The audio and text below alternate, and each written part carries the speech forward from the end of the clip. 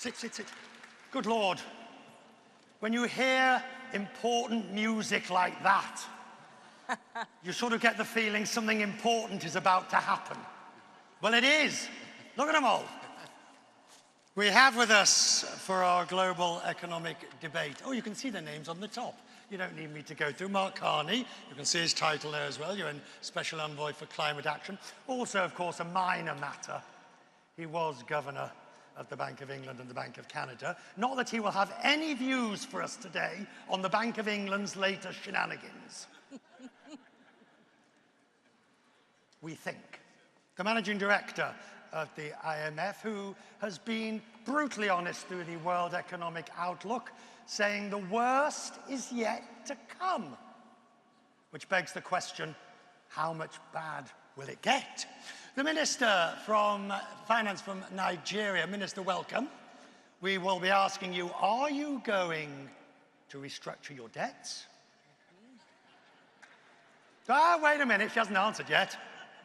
And, of course, the Irish Finance Minister and President of the Eurogroup, who may or may not want a new job.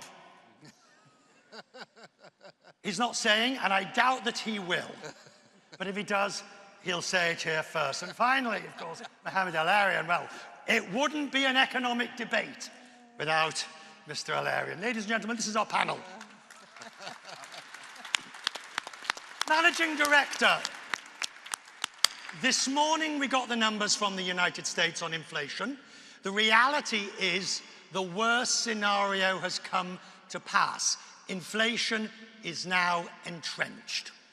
Inflation is stubborn, but central banks can be more stubborn than it. To put it very simply, we are at the point when number one priority is to win the fight against inflation, because if we don't, that would undermine growth, and it is very bad for people, especially those on the lower end of the income spectrum. Rates are going to go higher for longer. That is what we expect to see, rates in 23, hopefully starting to trim down already next year and getting to a point of normalization afterwards. You said, my phrase was, the worst is yet to come. Do you want me to explain why I said that?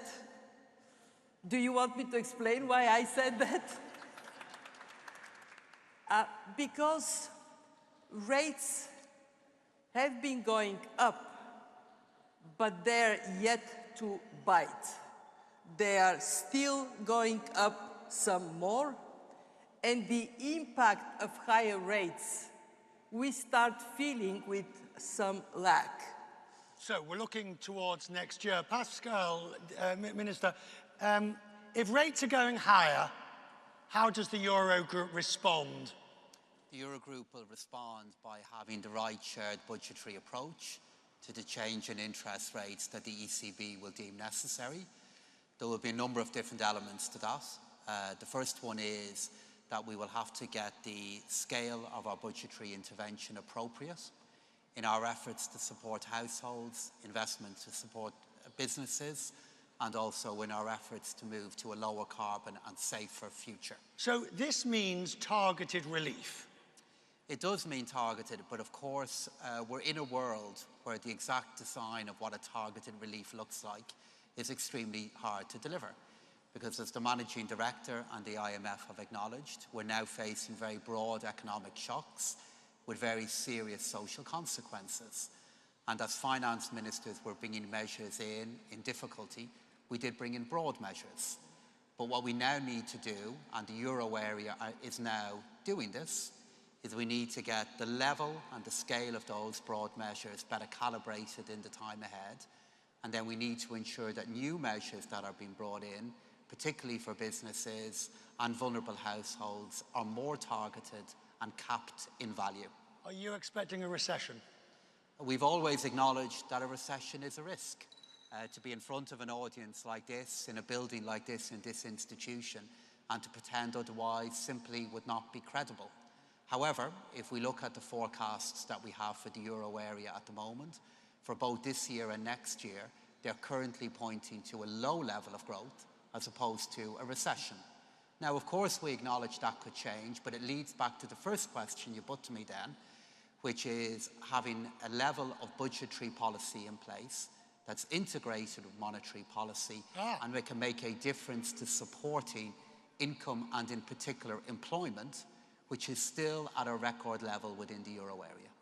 Mohamed El-Erian, there is a new language here that you're all using in some shape or form, which is that monetary and fiscal policy must be, to quote the MD this morning, cohesive, that it must work in tandem, that it must not be in opposition.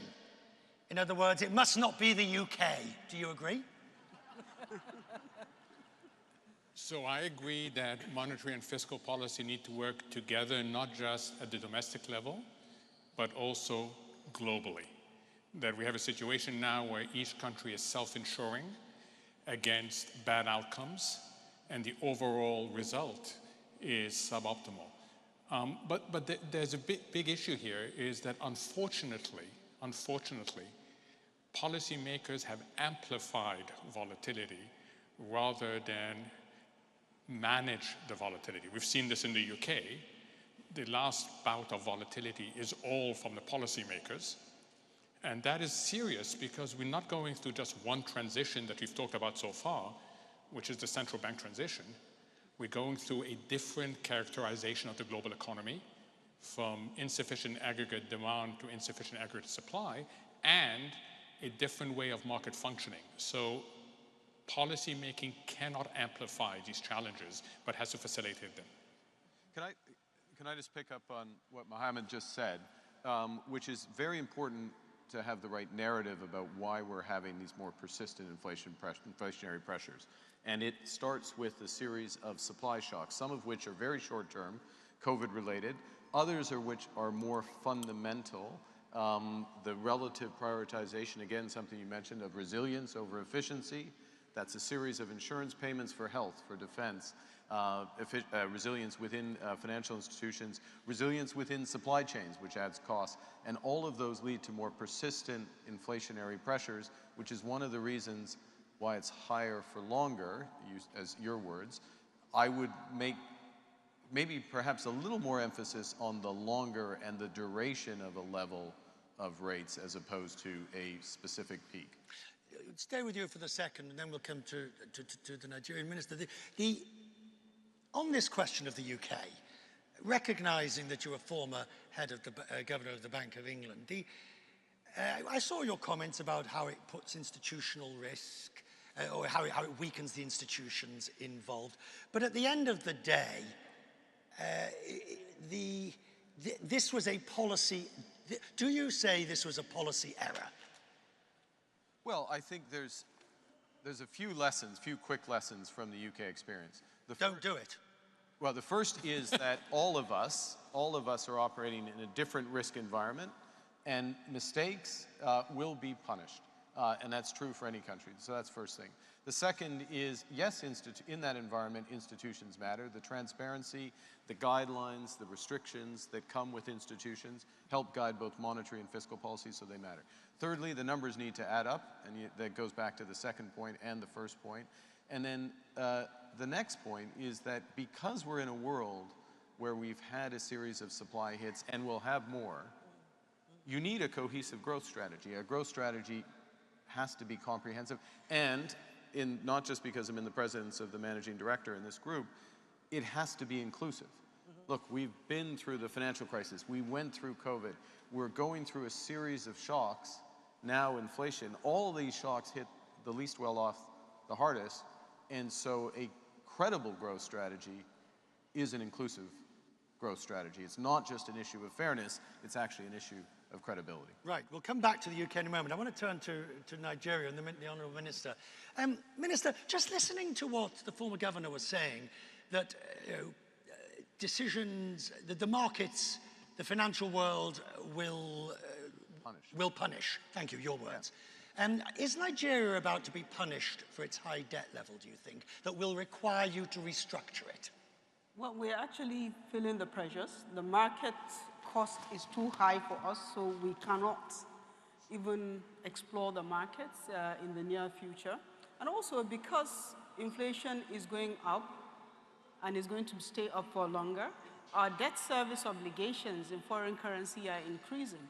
And what we decided to do is not to wait for it to happen.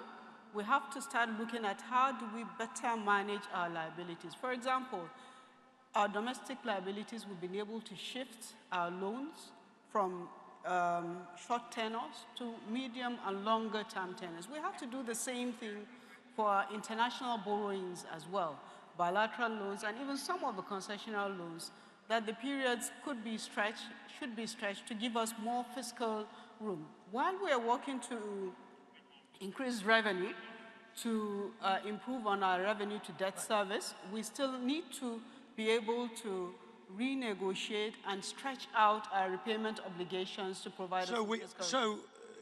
So we are not restructuring our loans, but we're looking at options of how we can stretch out, including buying back some of our bonds when the market allows us to do that. With respect, Minister, isn't that just playing with language? If you're doing all those things with existing loans, you are de facto restructuring. But we're doing it ourselves. Yeah. And we're doing it to give us more fiscal room. The ministers, if I may, minister's absolutely right. The market, what Nigeria is doing is saying the market has taken too pessimistic a view, and there's an opportunity which creates room for the people of Nigeria by doing the steps that you're taking. And actually, this is exactly what we are recommending to countries.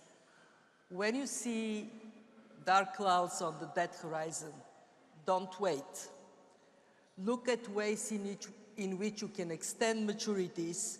You can improve the matching of currency obligations with what you are earning yourself. In that sense, what Nigeria is doing in the current environment is exactly what Nigeria should be doing. Right, but Minister, it's going to get worse because, as you've already heard and as you know, rates are going higher. They're going to stay higher for longer, which will not only create an increase in your debt servicing, but also will suck investment out from poorer countries. It is true, and that's why we have to be ready. And that's why even if it means retiring some of the debts that are nearing maturity, we will do that to reduce the fiscal burden. We just can't stand still when we see the risks coming upon us. Mm-hmm. Let's talk. Sorry, did you want to come in on that? Oh, look, one very dire reality is that what is happening in terms of rates, currency appreciation, dollar appreciation, and capital flows is hitting emerging markets and developing countries hard. And this is where we see lessons from experience. Number one, build strong fundamentals. Bit late to do that now. No, those who have done it, it is like with the pandemic. Right, but if you haven't done it already, it's a bit late. Well, there would be another crisis to come. Build strong fundamentals. We are in a more shock-prone world. And two, don't be shy to face and admit reality. Part of it is recognize that when growth goes down and interest rates go up, there is an institution built to be counter-cyclical, and it is called International Monetary Fund. We are here for our members. Let me just add to say that Nigeria consistently tracks its borrowing, and we have been able to consistently meet our debt service obligations. We will have full plans 2022, 2023, 2024 to do that. We keep doing these things on a continuous basis, monitoring our obligations. Mm-hmm. I'm just going to add the complexity of what developing countries are facing is a multiple of just a linear combination of these things. It is not just higher for longer, HL. To draw from the NFL here, football here, okay, it's HLF. It's higher for longer and faster. We're getting there much faster. So there is no time to adjust. It's happening very quickly. And when it happens very quickly, it's not just the price of credit that's impacted, it's access to credit that's impacted. You saw this again in the UK. What happened to the mortgage market in the UK? A quarter of the products were taken off the marketplace. So when you have faster, in addition to higher and longer, it makes the challenge facing the more fragile economies particularly difficult. So how bad is it going to get in your view? I worry.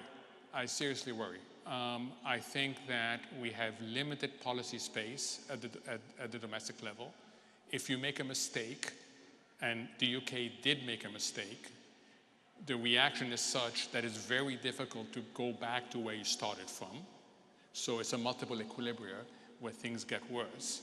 And we don't have, unfortunately, until now, and I hope that these meetings change this, the amount of global policy coordination that you would require when there's a common problem.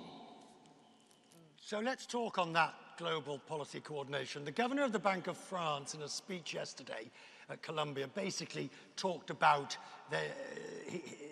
the need for greater coordination, intervention, whatever one might say. When I questioned him this morning, he sort of said he was not referring to currency, coordinated currency intervention. Do you think that there needs to be some, I'm not saying we need another plaza, those of us who are old enough to remember, I'm not saying we need another plaza, but I am saying, does there need to be greater coordination to maintain strengthened currencies?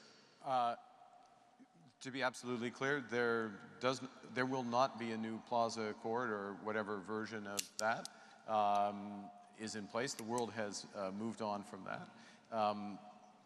What is necessary is a comprehensive understanding of the spillovers of policy on each other, both in financial markets and the aggregate monetary tightening that has taken place.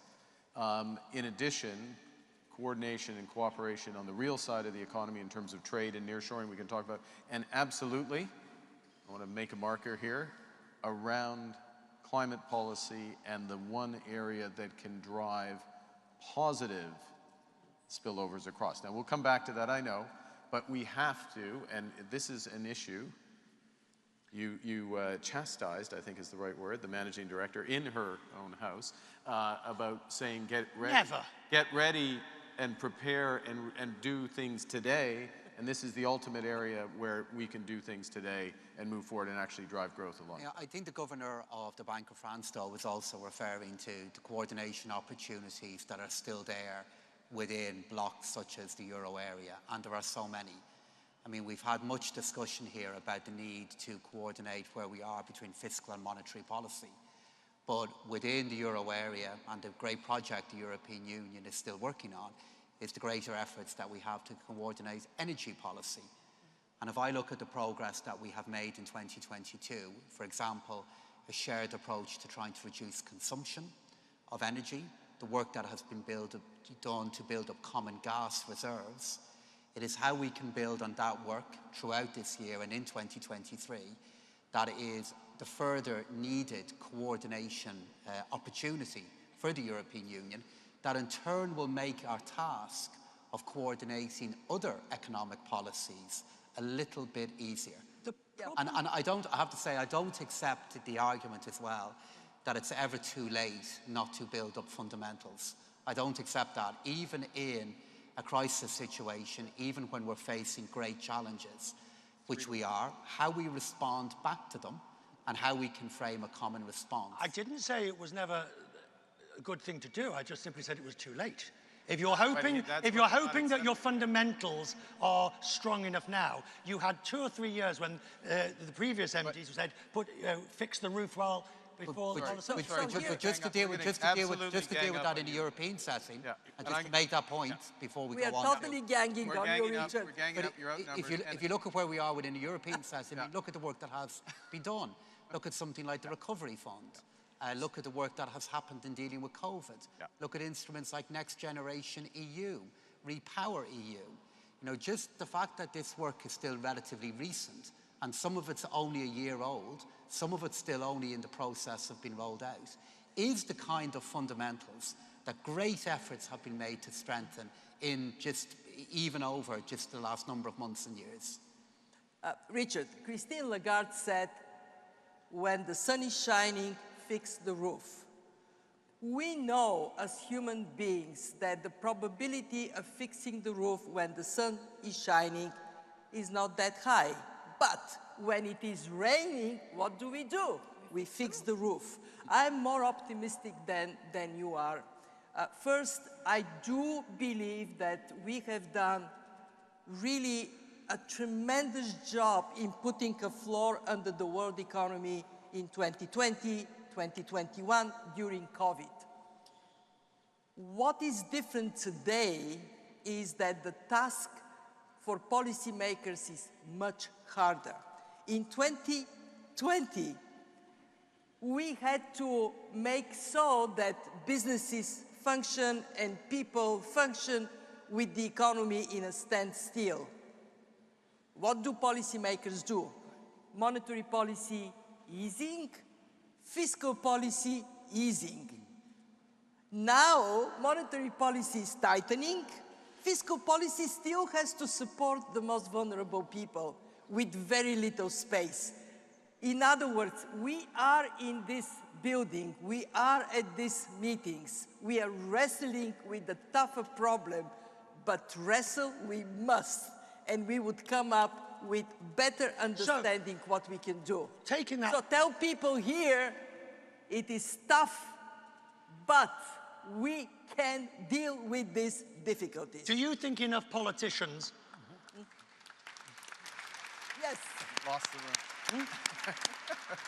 And Richard, the audience is with remember us. We are ganging on you. Your staff. And, are you guys my staff? Are you my staff, all of you that are doing this? No! Go, Mark. I'll make 2 points just to pile on.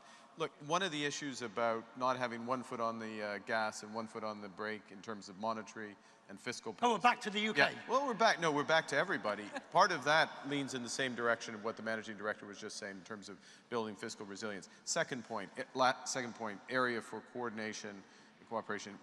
Around financial market functioning. You know, there are real issues in treasury markets around the world that have just begun. We've seen a more extreme case, obviously, in the UK with spillovers. Mohamed's talked about this. And we are headed into a period where there will be quite additional, government bonds put on the market by quantitative tightening. And that needs to, that is a financial stability issue alongside a monetary policy issue. There needs to be coordination there amongst the authorities. There needs to be thought about microprudential instruments, I just said a lot, that could potentially be adjusted for macroprudential reasons, such as the leverage ratio on banks, to help ease this transition that's necessary from a monetary perspective, but has real market functioning issues, and we should be thinking about that right now.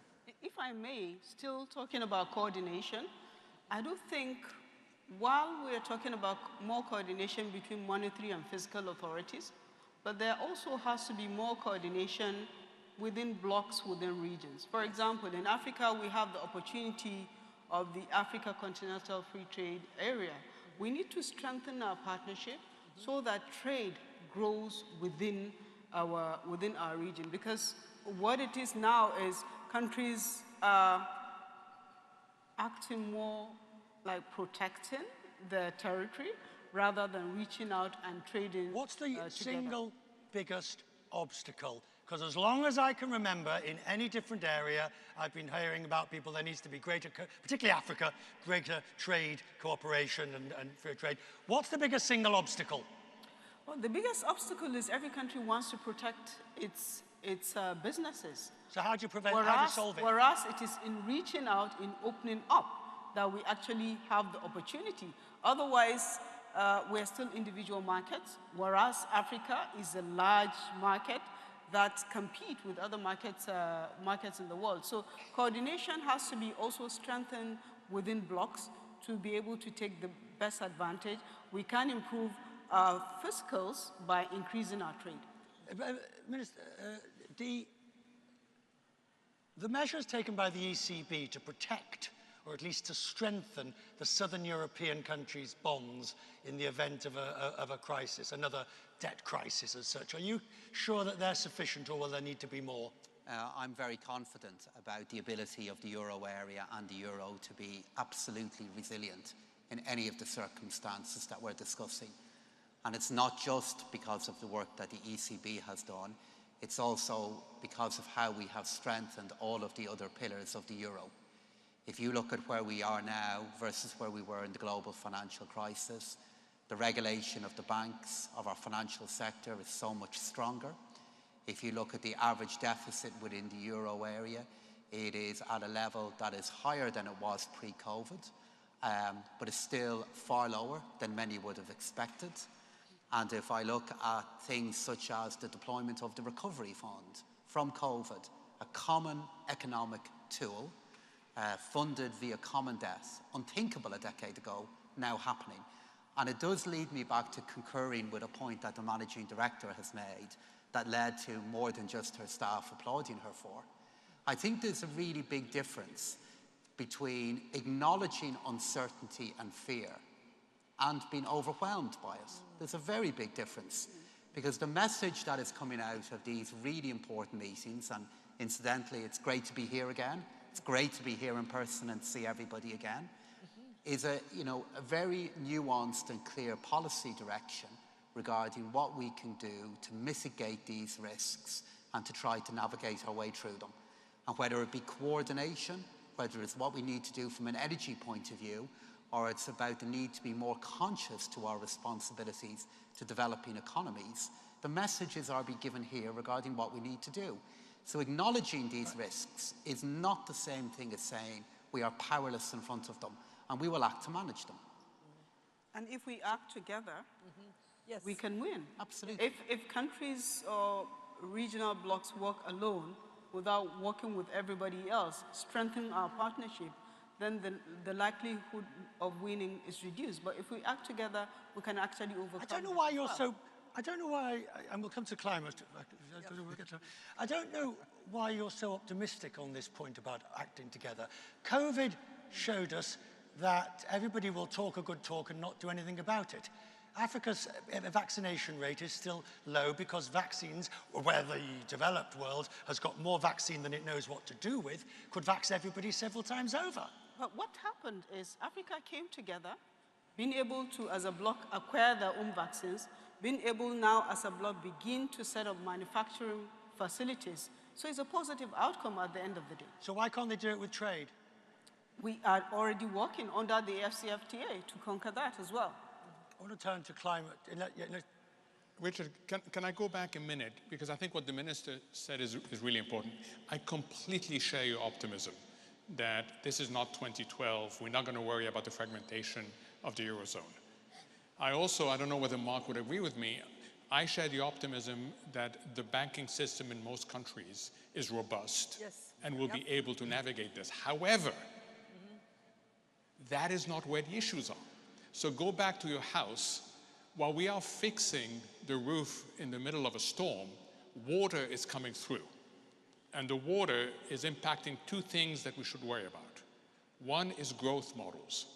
We have relied on finance-dependent growth models. That is no longer feasible, and we don't have good alternative growth models. Issue number two is the electric system is not the banks, it's the non-banks, where unfortunately supervision and regulation has lagged the banks. So who would have thought that the UK pension system would be a source of systemic risk? But it is, because there's been massive risk-taking in the non-banks during a time of zero interest rates and abundant liquidity. So I share the optimism on the old problems, but I worry about some other problems. But that is, Mohamed, you and I very often agree 100%. So this time we agree 90%. Because Of course, there are new problems that come, and we have to solve these problems. After the global financial crisis, we did put the banking sector in order, and we left the non-banking financial institutions, which at that time were only 10%, to meander in the wilderness. And as you said, they gobbled up far too much risk, and they have increased in size. To me, what this says is, here is a problem we have to solve.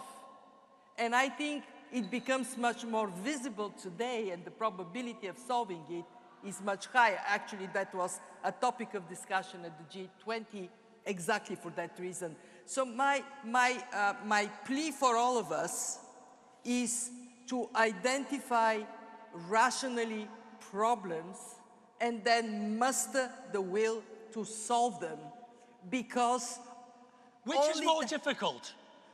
to identify the problem or to muster the will? No. Muster the will. Muster the will. This is the more difficult problem. Manager Director, I would just add one more thing. And protect the most vulnerable segments of society, because they are exposed to the collateral damage of acting.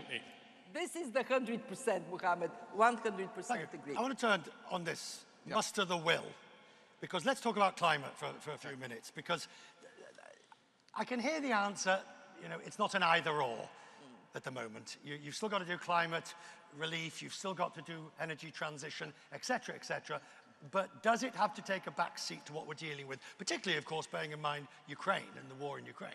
Well, I think the short answer is no, absolutely not. And I think the evidence is increasingly in on the decisions that governments are taking. Let me put a fine point on it, which is, what do we learn from the war in Ukraine? We have an energy system that's unreliable. By the way, it's been around for a century, this energy system. It's unreliable, it's unaffordable, it's inaccessible, and it's unsustainable. Those are four realities of it. Secondly, what do you have to do in the short term to keep the lights on, to keep, countries will do what they have to do, understandably, in the short term, to keep their people warm, to keep the lights on. But the big decisions around energy systems do not affect those energy systems for 5 years at least. And if you look at what the EU has done with Repower EU, quintupling by the end of this decade the rate of clean power that's going to come into place, backed up by things like 1-year permitting and other incentives. If you look at the scale of incentives, I think this is still massively underappreciated, the scale of incentives in the Inflation Reduction Act in the United States. And actually what's starting to happen is countries are looking at that, other countries looking at it and saying, I think we better match it. Okay? So the jury in terms of the movement on energy systems is to an absolute acceleration of clean energy. The reality, though, the downside is that in the short term, we're using up more of the carbon budget, and therefore we have to go faster. But does that downside extend? Because once you've started the argument of sort of, we're going to need that coal power station, we're going to need to dig more coal, we're going to need to open up new gas fields, does it then just become a natural progression, even, please God, the war ends? No, I honestly don't think so. I think that countries are looking at where they're going to be, as I say, in 5 years, including, and helped by the IMF, including in the emerging and developing world, about really building, I'll give a commercial for you, on the Resilience Trust. And are we using precious public resources, I'll stop with this, precious public resources, to leverage in private capital, and there is a wall of private capital that is looking for exactly these type of investment opportunities. You know, Mohamed made the point there that what this current challenge is doing is posing the question regarding the sufficiency of our growth models and what are the alternative growth models that we need to develop at this moment of difficulty. And some of the key strands of it were just identified by Mark, and I agree with his optimism regarding where we are. He is right to say that in the short term, governments are doing what they need to do to keep the energy, to look after our countries at a moment of real security challenge. But if I look at where we are within the European Union, climate for finance ministers is now discussed every month when we meet. And the tone of those discussions pre-war was about how we respond back to that awful political challenge of a medium, long-term risk of chaos that happens incrementally. And instead now, that has been transformed by the context of a war. So a security dimension has now been added onto us that has transformed it completely. And as a finance minister community within the European Union, we're also clear that not only is part of the answer to the need for a new growth model how we supercharge where we are with renewables, but it's also part of the security model for Europe for decades ahead. And if I look at the priorities that governments have, investment in lower carbon technologies, investment in renewables, hasn't been altered at all by the effect of the war. In fact, the commitment to it has deepened. I want to go back, come towards the end. I want to go back to inflation. Oh, for as long as I can remember, I've been... Richard, if I may, of course. on energy, on the climate change. Of course, Minister. What has happened with the war in Ukraine for us in Africa is we are ending up now seeing countries going back more to fossil fuel because they don't have an option. And it becomes easier for us to push for the transition that we've been asking for, at least for energy sources like gas, to be allowed to stay with us. So for us, in a way, that has brought us some advantage because we know there is now an agreement that more gas needs to be produced in other places other than where Ukraine and Russia. So in a way, for African countries that have gas to produce, it's a positive thing. We just hope that the bank and the fund will meet their commitments to support us in accessing finance to develop gas. Right, but that's 2 steps forward, 1 step back, or the other way around. Yeah, but that's what we. I mean, that's the reality. Actually, it is 1 step backward. I'm convinced we are dancing the tango the right way. 1 step backward, 2 steps forward. I know that what we would witness is acceleration of the green transition. Why? Because the same way during the pandemic, we recognized that vaccine policy was economic policy, we now recognize that energy policy, energy security is economic policy. And with the price of fossil fuels up, the competitive force of alternatives is clearly demonstrable. It takes some time, so we have to do more of the investments you're talking about, and it takes using public money to remove barriers for private finance on scale. Mark said something very interesting. In a couple of years ago, when we were talking about climate change being macro-critical, there were skeptics. Yeah. Richard, look at the corner over there at the IMF. What does it say? Climate matters. Yeah. In short 2 years, we have transformed the mindset of macro policy to integrate climate, and we would reap off the benefits of it. 2 points. It's not 1 step back, 2 steps forward. It's 4 steps forward. That is the scale of the acceleration of clean energy in Europe, in the US, in the UK, in Canada, that's happened in the course of the last 6 months. I think it's massively underappreciated. Second point, so you can get back to inflation, I know you want to go there, which is to reinforce what the managing director just said. Climate policy is macro policy. It is the 3rd pillar of macro policy. It influences the path of inflation. Great work by the IMF and the WEO on this exact issue, and it will absolutely influence the path of growth in a positive way. It's one of the big growth multipliers for medium term. Over to you. A new growth trajectory for Mohamed. I've decided to leave inflation. I want to finish on this idea. It's inflation related. All right, it's inflation. We were told for so long the significance of 2%. We were told that policymakers knew what they were doing. We were told that X, Y, Z. So Mohamed El-Erian, how the hell do we end up with inflation 3, 4, 5 times the rate? I thought you were going to ask me whether 2% is still the right number. That's a different way of saying the same question. Is it? I think if you were designing today what the right inflation number is, it would be above 2%. There are significant resource reallocations going on in the global economy, and you need a bit more lubrication of that. However, you're stuck with 2%. But if I failed as spectacularly as central banks have failed to get that to keep the 2%, not even close, not even close. You're shaking your head. Yeah, I think you're unusually not giving recognition for the scale of unpredictable events that we got buffeted by. I mean, the central bank community, budget policy, finance ministers have dealt with a pandemic. They've dealt with the effect of a war on the global economic system. And I think if you were looking at policymakers in calmer times, in the absence of low-frequency, high-impact events, I think your critique might have a bit more edge to it. But if I look at where we are at the moment, whether you're a central bank governor or whether you're a finance minister, we're dealing with a pandemic that some predicted, but not many saw happening in the way it did. And we're now dealing with a huge war of scale in Europe. I'm not here making excuses, because of course where we are is an environment of new and real challenges. But I would make the case that perhaps more preparation did happen than you're acknowledging, the value of which we are seeing now, and the scale of collective response to these challenges, either during COVID or during the war, again, has more meaning and impact than I think is sometimes acknowledged.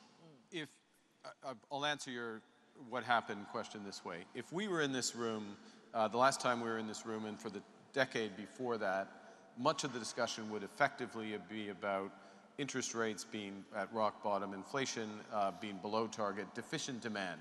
How do we get demand up? But there'd be some talk of structural. Anyways, it's a world of deficient demand. We shifted over COVID to a world of a series of supply shocks, specifically with COVID, then with the energy shock, the changing nature of globalization, the climate transition, all of those are supply shocks. It is a absolutely different environment, which is part of the reason why it's there. I'll add two other points. One is that of course is also what was happening with Brexit. And we did identify with Brexit in advance that would be a negative supply shock, would drive the exchange rate down, inflation up, and would potentially force the central bank to raise interest rates into a recession. That is what's happening in aggregate to the global economy now. And it is a huge regime shift, and the need is to balance policy to bring it back. And I think that's underestimated. This is not a little cyclical adjustment. Yeah, what we are witnessing is a transition from a world of more predictability, where interest rates were low and inflation was low, to a world of more frequent exogenous shocks, shock upon shock upon shock. We have to really work out on changing our mindset to be much more precautionary and to be prepared for much more uncertainty we deal with. Think of the unthinkable. I want to end on a positive note. So, Minister, start with you, Minister. One reason why I should be optimistic. Well, let me use my country, Nigeria, as an example. We don't have too long. Oh, okay. Well, we should all be optimistic because despite the several shocks that we've been going through, we've been able to have a stable economy, be able to report growth, and be able to provide support to the vulnerable people. And this is a plan that we have for on a medium-term basis. Mr. President, one reason why we should be optimistic, and start your answer with whether you want to be head of the ESM. So I've got a number of jobs that I'm doing at the moment that I want to keep on doing for as long as I can, as long as my government allows me to do it, and I'm spending all my time trying to get another good candidate for the ESM, which we will do. It's not me, I'm overseeing the process. But I think in making the case for optimism, we need, frankly, as important as the ESM is and who's running us, I think we've broader grounds for optimism in the time ahead. And Two reasons I would offer very briefly for optimism is, number one, I think despite the terror, the darkness that is holding in many parts of the world, there are still many reasons to be reassured and have confidence in the ingenuity and goodness of people to make a difference. And secondly, if I look at Europe, Europe is forged in moments of crisis. We did it during COVID, we're going to do it again during this war, and we will, I'm confident, navigate our way through these moments to get to a better place. You're always optimistic. I'm always optimistic. We have a way to add 25 percentage points to the level of global GDP over the course of the next 3 decades, which is to make good on the commitments that we all made in Glasgow. The fund is helping line us up for that. It's a near-term growth engine, and it pays dividends in terms of cleaning the environment. Should we be optimistic? We should be, in the sense that we are on a bumpy journey to a better destination. You've heard the elements of the better destination, which is more sustainable, more inclusive growth. We also are exiting a very artificial regime that we got stuck in for too long. So that's another element of optimism. We should recognize that that journey is going to be incredibly bumpy. And I look to colleagues, I spent 15 years in this amazing institution. They're going to have to lead in playing both defense and offense. Defense for navigating the journey, and offense to be well prepared for the destination. Managing Director, you get the last word of optimism.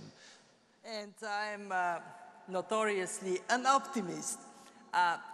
I'm optimistic because we people are incredibly creative, resilient, and able to overcome. And what is even more important, we love being with each other.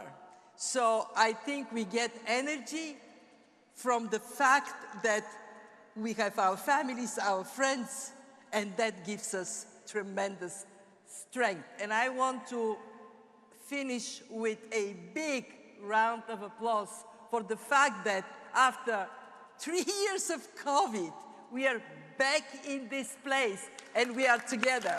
Ladies and gentlemen, our panel, thank you.